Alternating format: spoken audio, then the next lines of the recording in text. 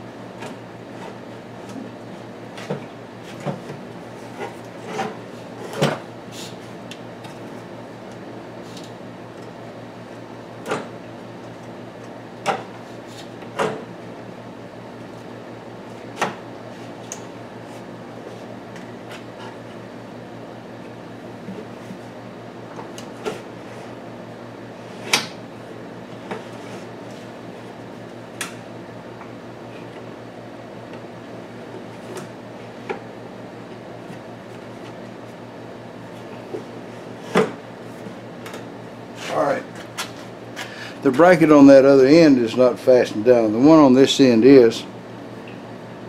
It's just held by a couple of clamps. What I plan to do is to run a piece of metal up the top and curve it over, let it just hang on the chip pan so that I don't have to drill any holes in the chip pan. At least that's my idea. We'll find out when it's over if I got by with it. I do think it's going to fit though. Looking pretty good so far. I need a handle for it. Well, I hate the cuts that I made with the bandsaw and the jigsaw and the 6-inch circular saw. Nothing is really straight and square like I like it. So I'm going to remake several pieces here. But to do it, the wood chipper was against the table saw, but I couldn't move it because the tiller was against the wood chipper. And I couldn't move that because the little lawnmower was against the tiller, and I couldn't move the little lawnmower because the big lawnmower was in the way. So it was like just a set of moving dominoes around. But I got it out of there, and I'm going to do it right now. So yesterday I dragged out the table saw and redid this stuff, and it all came out nice and square and everything. And we had about an hour after I brought in the table saw and put it up, we had a nice rain start, and by midnight we had accumulated actually about an inch of rain. That's always good.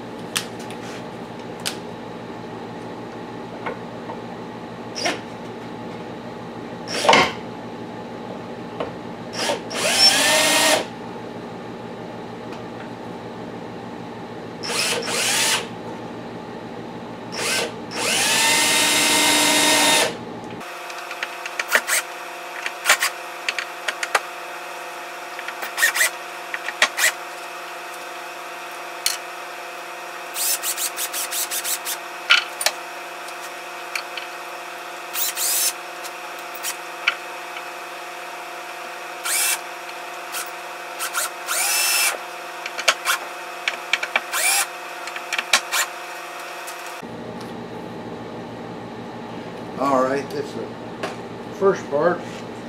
I'll set that on there, and that'll be my drawer handle, drawer pull, whatever. I'll bring you guys back in just a second. Alright, so the drawer handles aren't fancy. They're not even nice looking, but they'll do the job. I was going to use this to run the drawers in and out because it looks so nice. But I come to find out that these things need to be very thoroughly dead steady and leaving no room for the drawer to move in any direction other than just in and out, because the little boogers like this, they'll come off the track. So I'm going to change. I'm going to make my own drawer guide out of some common ordinary square tubing. So we'll do that on the mill. Now this isn't a job that has to be precise, because it's just going to screw on the end of a piece of 2x4. And anyway, I did it like that because I've got the little stop and I wanted to give it a try. This is the first official use of it. And my pieces of metal don't seem to be perfectly the same size or anything anyway. But yeah, that they could be. So actually I guess what I'm going to do is, because it doesn't want to fit like that, I'm turn it around like that. There you go.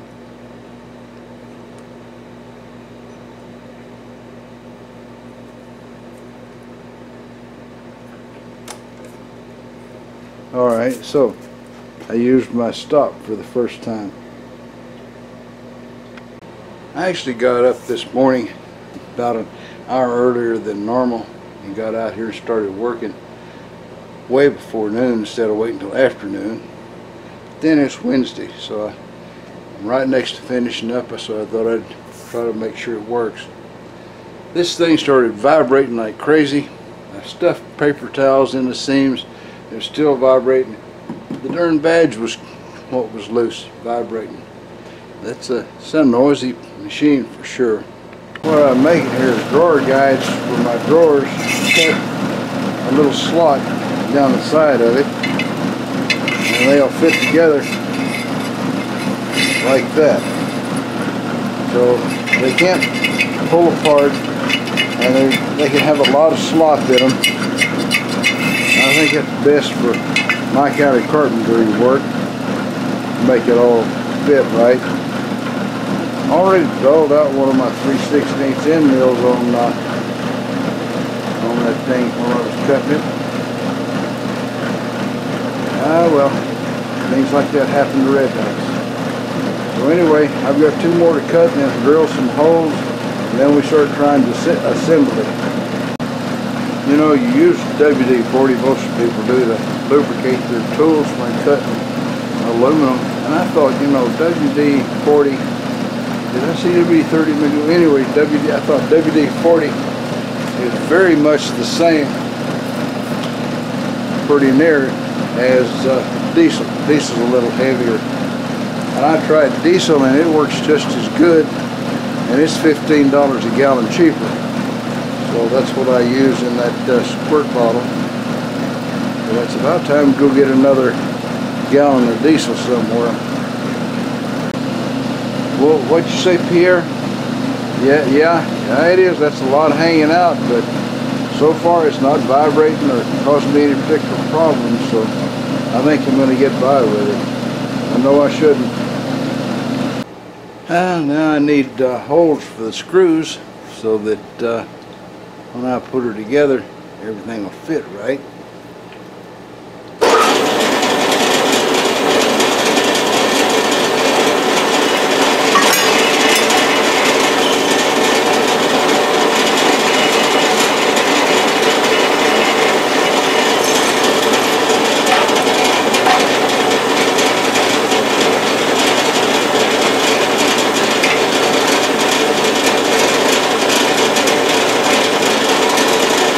And so it goes all the way across, 3 holes in each one. You don't need to watch that again. To make things easier to work with, I took an end mill and cut a hole for the screw heads to go in. I've got the lathe side of the bracket there, and all I got to do now is to fasten them underneath the machine. So that's my next step, and then we'll put these sides on the drawers in an appropriate spot and hope everything works out right. We're right near the finish one way or the other. Alright, so here's the tense moment that always happens. You gotta see if it works. Is it any good? Will it even sort of fit together?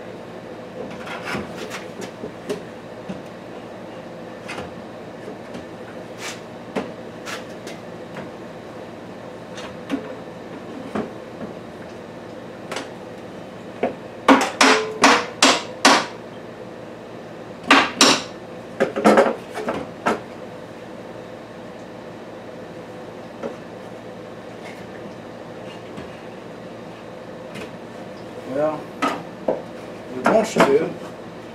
Got just a little piece of wood in the way there that I'm going to have to whittle off, and then we'll try again. Alright, so now I've got a drawer under my lathe. I can get all these tools and put them down in there. And there's only 2 little minor problems with the drawer. I don't have a stop to keep it from coming all the way out of there. And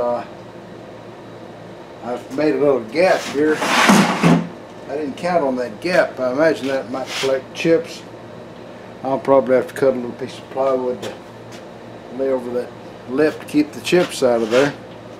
But now that I've got that one there, I can see that I've got room for another one below that when I get this one full. I'll come back in and hang another one under there later on. So, and I'm going to paint that later, not right now. I'm not sure. I probably will just paint it gray like the lathe. But anyway, that's for future Harold to worry about. So now, I guess, now that we've got that done, it's time to go see if Bubba's around, or Ole, or somebody. Maybe Thibodeau. Who can say? I just thought, now I don't have any excuse for having a dirty chip pan. Oh man, I made more work for myself. Now I got to clean the chip pan. Bubba and Cooter and some of his friends, they all went ice fishing. And so Bubba's catching a lot of fish and nobody else wasn't. So Cooter said, Bubba, what's your secret? How come you're catching so many fish? And Bubba said, my mother, me by mermworm. And Cooter says, what? What'd you say? Bubba says, me mother, me by mermworm. Cooter says, I can't understand the word you're saying. Bubba spits in his hand and he says, I said you got to keep the worms warm. Well, that's all, folks. Y'all try to subscribe if you're not already a subscriber.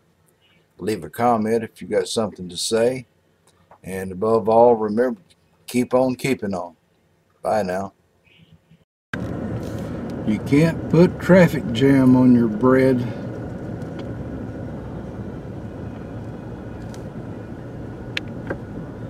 An hour west of Houston, and it's stop and go. Maybe more stop than go.